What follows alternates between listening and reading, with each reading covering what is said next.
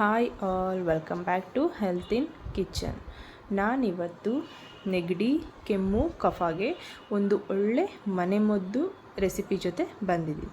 ಇದು ಕಷಾಯನೂ ಹೌದು, ಮಾರ್ನಿಂಗ್ ಟೀನೂ ಹೌದು, ಅಷ್ಟೇ ಅಲ್ಲ ಇದರಿಂದ ವೆಯ್ಟ್ ಲಾಸ್ ಕೂಡ ಆಗುತ್ತೆ. ಸೊ ಸ್ಟಾರ್ಟ್ ಮಾಡೋಣ. ಮೊದಲಿಗೆ 1 ಗ್ಲಾಸ್ ನೀರು ತೊಗೊಂಡಿದ್ದೀನಿ. ಈ ನೀರು ಸ್ವಲ್ಪ ಬಿಸಿ ಆಗಬೇಕು.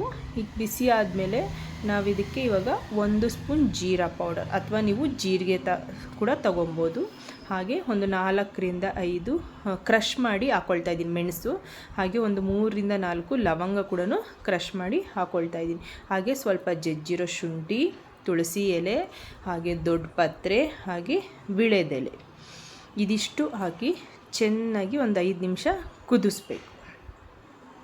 ಇದು ಚೆನ್ನಾಗಿ ಕುದಿಬೇಕು, ಏಕೆಂದರೆ ಆಗ ಇದರಲ್ಲಿರೋ ಎಲ್ಲ ಅಂಶಗಳು ಅದು ಬಿಟ್ಕೊಳ್ಳುತ್ತೆ. ಆವಾಗ ಇದು ಟೇಸ್ಟು ಕೂಡ ಚೇಂಜ್ ಆಗುತ್ತೆ, ಹಾಗೆ ಕಲರ್ ಕೂಡ ಚೇಂಜ್ ಆಗುತ್ತೆ.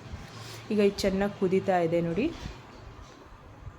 ಈಗ ನಾನು ಇದಕ್ಕೆ ಸ್ವಲ್ಪ ಬೆಲ್ಲ ಆ್ಯಡ್ ಮಾಡ್ತಾಯಿದ್ದೀನಿ.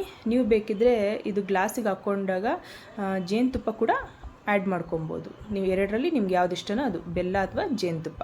ಈಗ ಇದು ರೆಡಿ ಆಯಿತು. ನಾನು ಗ್ಲಾಸ್ಗೆ ಸರ್ವ್ ಮಾಡ್ಕೊಳ್ತಾ ಇದ್ದೀನಿ ನೋಡಿ. ನೀವು ಇದನ್ನು ಬಿಸಿ ಬಿಸಿ ಕುಡಿದ್ರೆ ತುಂಬ ಒಳ್ಳೆಯದು. Thank you.